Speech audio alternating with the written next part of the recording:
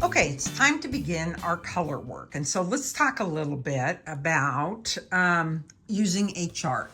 I have got the Coco Knits Maker's Board that I really like because it's got the ruler that you can move up and down. It folds up as well. It's just a really nice board to be able to keep track of where you're going. You can also put this in Knit Companion and or you can use sticky notes. I find sticky notes fall off. We're going to be doing this pattern first, and there's going to be a picture on your pattern and then the chart. So it's only charted. This chart is a long chart, week 1, so it's a bit distorted in the blocks, but it works. And what I like to do is I like to take a look at, let's get down to the beginning here. I like to take a look at what my chart, what my first round is going to look like. So I like to look at it, and I use the Coco Knits ruler. That's a separate thing that you can buy, and we do have all of this at the shop. But I'm going to look and I'm going to say, when you read a chart, you read it from right to left, not like when we would read a book where we read left to right. We read right to left. This is a 12 stitch repeat, and so you're just going to do the same thing in each section. So this should be where one marker or the beginning of your round, and then when you get to this, you should be on. That's why markers are so important. Then I look and I say, okay, what am I going to be doing in this? I'm going to be doing 3 white and 5, my color is black, or the dark color, whatever yours is, 3, and then there's 1. So it doesn't always line up where it's even, because it's going to go all the way in the round. And so we're going to go ahead and get started. And one of the questions I often get is, well, how do you start your yarn? So we're going to do our first 3. We're going to pull our needle out, come up and over the cord, and then we're going to do 3 white stitches. Or not start, but how do you add in another color? So the next color is the black. And honestly, I just started. So you're going to pull from the outside of the skein again. You leave about a 6-inch tail, and I enter the stitch and I pull it in. Okay. And then I'm going to knit 5 stitches. 1, that's 2, 3, 4, 5. And then you're going to say, well, that's kind of loose, and it will be kind of loose, but you will cinch it up as you go along. And then I'm going to knit with my cream color. When I do my stranded knitting, I like to work at a table. I don't necessarily sit in a chair.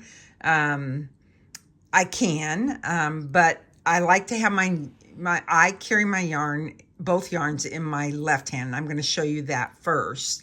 And, I keep them to my left so that then I can kind of stretch them out. One of the things in stranded knitting is we talk about color dominance. So we might think that the dominant color in this scarf is going to be the cream or the white, but it's not really. The dominant color is what you want to have pop. So that's usually what your color work is. And when we have our color work, we want that to be held kind of closest. It needs to travel the least amount of distance in the stranding behind. So when I do mine with Continental, I wrap both of my yarns around my pinky.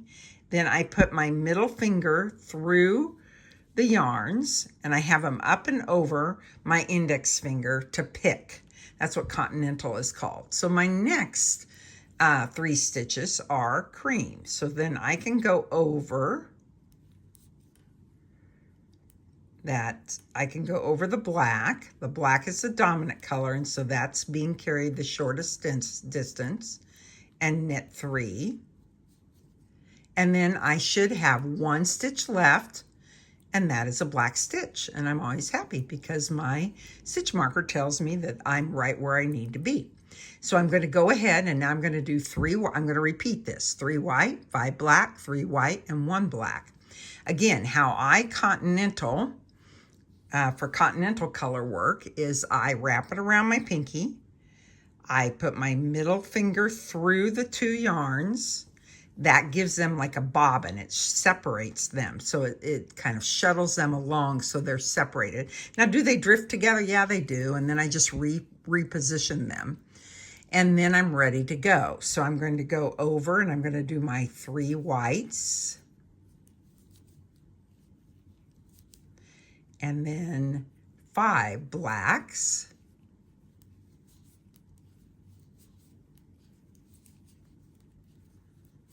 And sometimes, see, I lose that.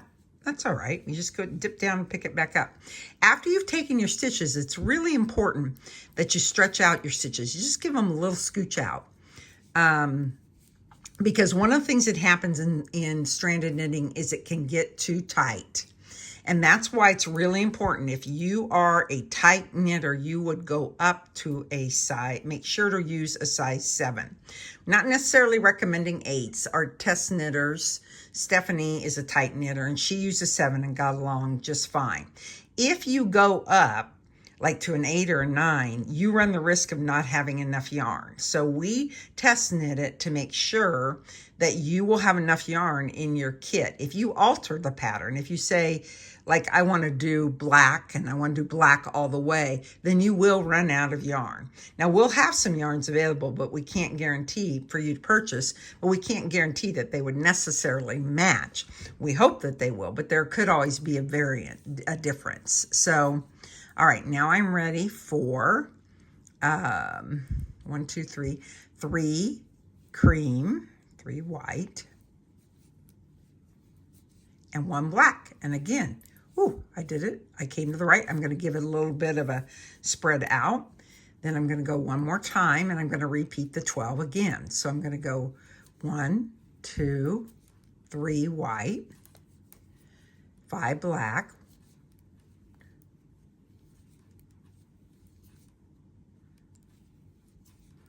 and see, sometimes that white fell off, especially if I'm doing a long run. I'm not catching floats. I will not probably catch any floats in this scarf. 1, because the floats are all going to be hidden. 2, I think when you catch floats, you have a tendency to get your project really dense and way too tight. All right, now I need to do 3 white. And again, I go up and over.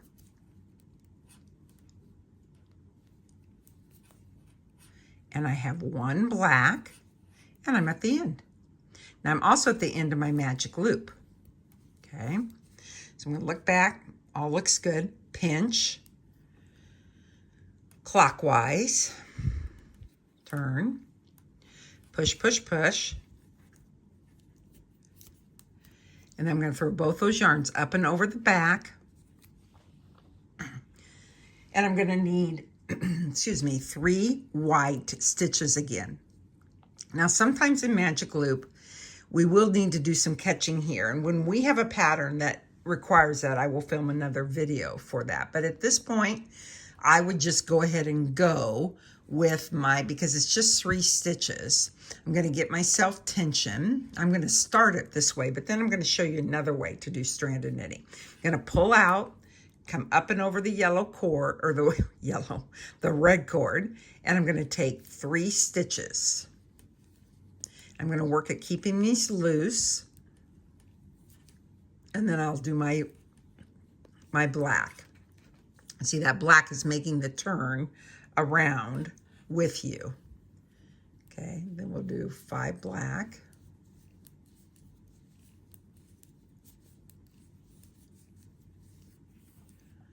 We'll finish this round with carrying the yarns in your left hand. Wrap around your pinky, put your middle finger between them, shuttle them so that you got a little space between them. Whoop, I'm off. And I can tell I'm off because I have 1 and I shouldn't have 1, and I did 6 black. So I picked that back, and then I'm going to do I'll do the 3 white, 1 black. And again, you see how valuable those markers are. Make sure they give a little stretch out. Okay, here we go again.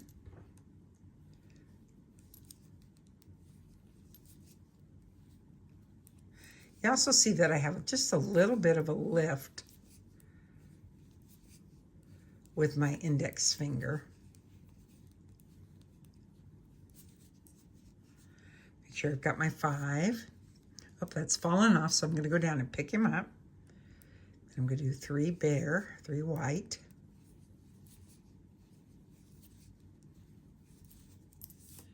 Black. One more time how to tension this. Wrap around your index finger. Put your middle finger so that you keep the black. I call that closest to my heart, or running the short. You know, if it gets moved around, it's okay. Don't sweat it.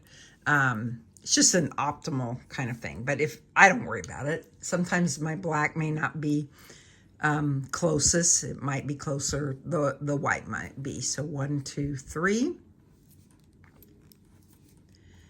1, 2, 3, 4, 4 and 5, and then 3 white and 1 more black. Okay, excellent. All right, I've completed round 5.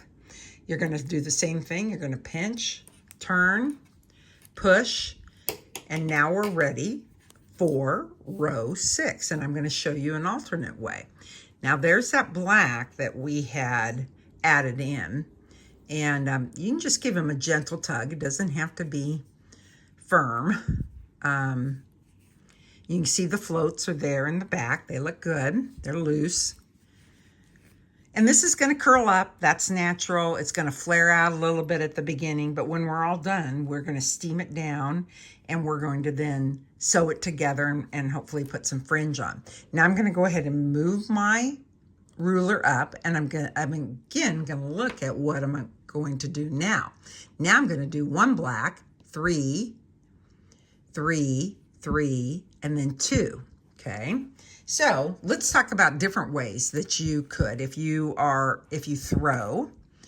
Some people will do kind of a combination of continental and throwing.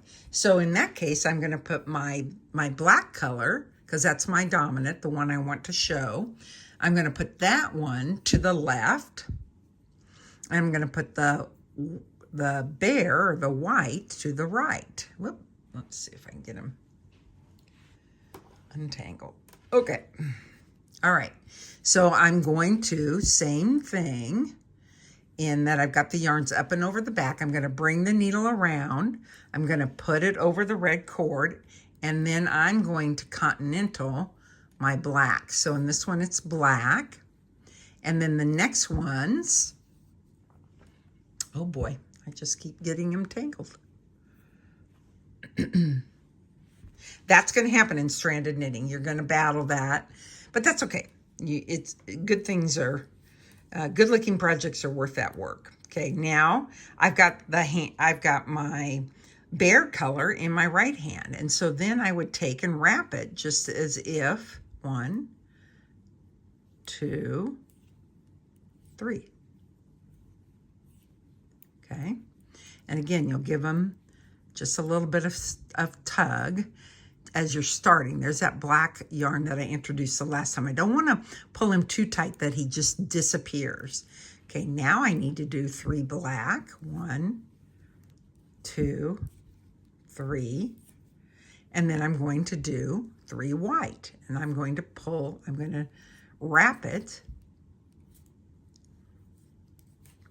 with my right hand, like that. Okay. Then I'm going to do 2 black, 1 black. I've moved my marker. I'm ready to repeat again. And now I'm going to do 3 white.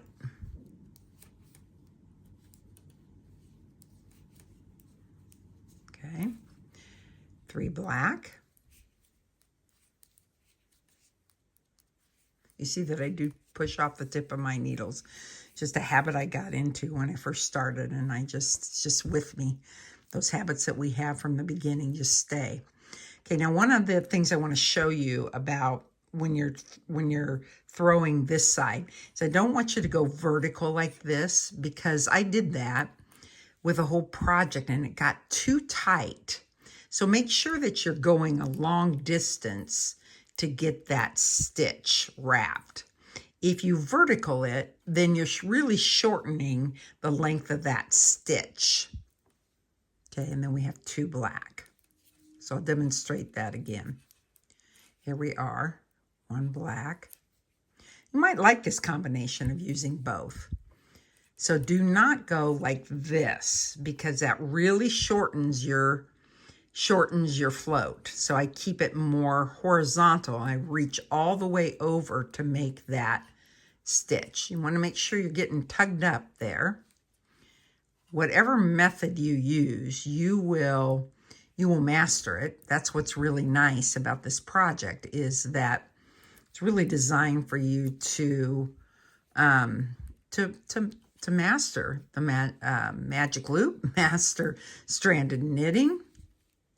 And you know, when we're doing stranded knitting, you'll find that your stitches, they may look a little, wobbly, or maybe not as nice and neat as you would like them. I'm going to tell you that this yarn blocks out beautifully.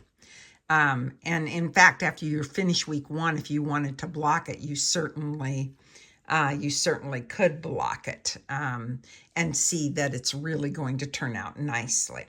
Okay, we're going to turn. I'm going to show you one other method. Okay, one other way that you could do stranded knitting. We're ready to turn and we're ready to do that black stitch, is you could throw it all. And so you can just leave them, but you would drop and then you would pick up. And what's important is that the yarn comes up from underneath. You can see that this is going to be a pretty cumbersome way to get this done, but it is possible to do it that way. 1, 2, 3. Okay. Drop. And then your black yarn has got to come up underneath. That'll help close up any holes. You really shouldn't have holes, but that just helps do that. And then you would do your 3 black stitches. And you're doing it all with your right hand. Then your drop, and your right hand then picks up the bare color, and you would do your 3 stitches.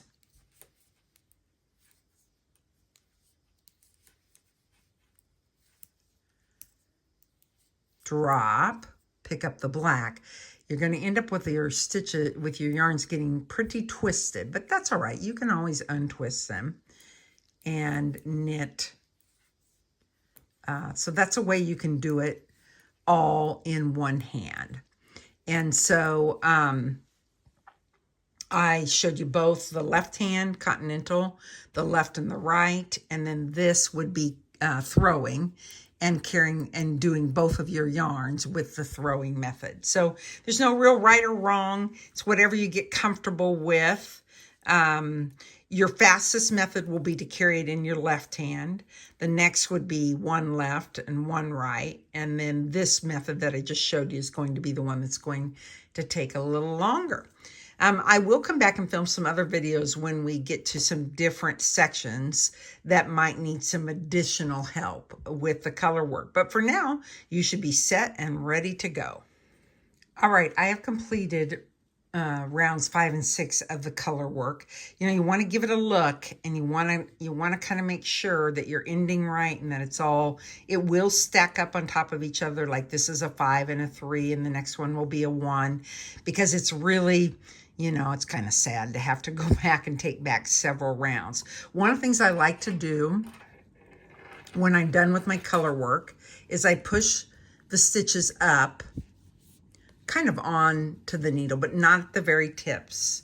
And then I love to use these little clips and that I will put on and clip my needles together. And I do that with even my magic loop projects so that I keep them ready to go. So I'm set and I'm ready, and I'll be ready to start 7. I'll move my ruler up and keep going to complete week 1. I do want to show you how to do the stranded knitting on the 14-inch needles. And I am with this pattern now on round 38.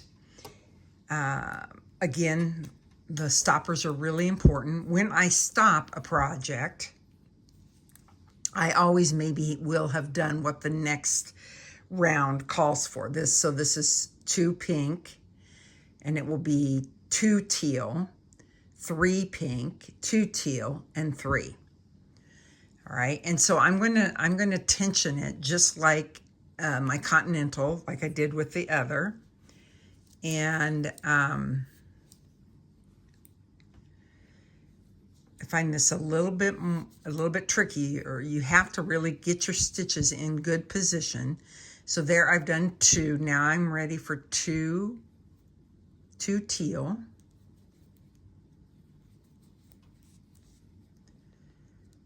3 pink,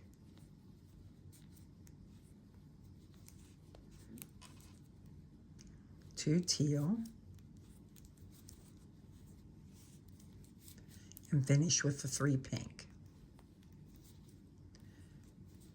I find that I maybe knit just a little bit more vertical when I'm working on these smaller needles. Okay, so we're ready for 2 pink, and we're still continentaling. It keeps things really tight. Not tight, but just in small space here that you're working in.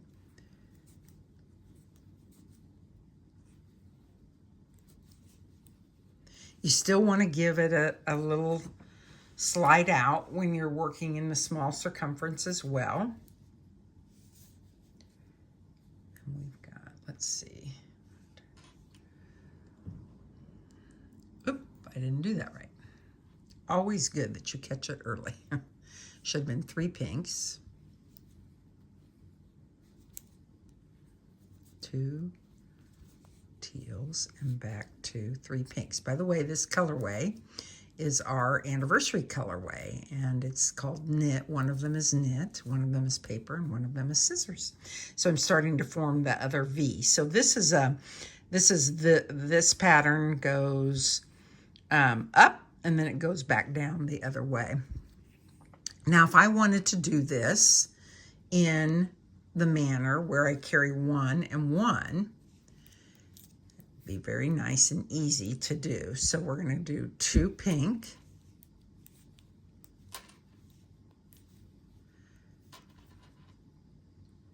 2 pink. I didn't move my yarn. 2 pink, 2 teal, 3 pink. And again, remember when we're throwing this right hand, you want to make sure that you don't shorten that stitch too much. It's just a habit that I did, and didn't work very well. So I make sure to come all the way over to make that wrap for that stitch. Give them a scooch out. Slide your marker. And again, when you're working, you just have to keep moving all these stitches around. It works well. I'm having actually really pretty good success with this. And I haven't always had the best of success with these smaller needles. So I'm kind of taking this project as an opportunity to practice working on these smaller needles, because it is nice for color work, because you do not have to make that turn with the magic loop. I have done tons of color work projects with the magic loop, though, with great success. So there's no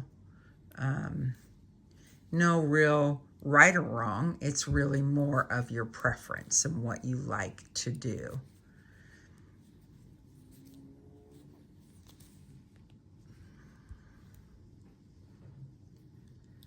Again, I didn't move my yarns, so they're both on my left-hand side. It'd probably been wise to put the pink over here on my right-hand side. Okay. Then the final thing would be to do the two, where you do it all in your right hand. So now I would be ready for the teal. So you pick up the teal, do the teal. Then you're going to drop, and you've got to pick up that other color from underneath the, needs to come underneath. Old, that's the old yarn you work with, over new. And then we're going to take 3 stitches. And that is just to protect little holes that sometimes can occur with the floats when you're working with one hand. It doesn't so much happen. Okay, so now I do 2 pink. And then you're going to drop, and you're going to pick up from underneath, going to come up from underneath, and you'll use your 2 teals. So you make your 2 teal stitches. And again, you drop that yarn, but come up from underneath. And see, you're going to get a lot of tangles that are going to go on here. But that's all right. If you want to do it around and then untangle them, you can do that. You've got lots of options here. Okay, drop, then pick up from underneath and do 2 teal stitches. Drop, and we should have pick up 3 pink, which we do. We've made it around. Again, I am to my end of round, and I know that because I've got that different marker that's on there. And then I look to my next row, and it's 1 pink. So I just do that 1 pink just to kind of secure that marker that's there. And then if I'm going to set it down, I'm definitely going to put my stoppers on here so that those stitches don't fall off. So there's an example of how you can do your stranded knitting when you're working the 72 stitches in the round on a 14-inch needle.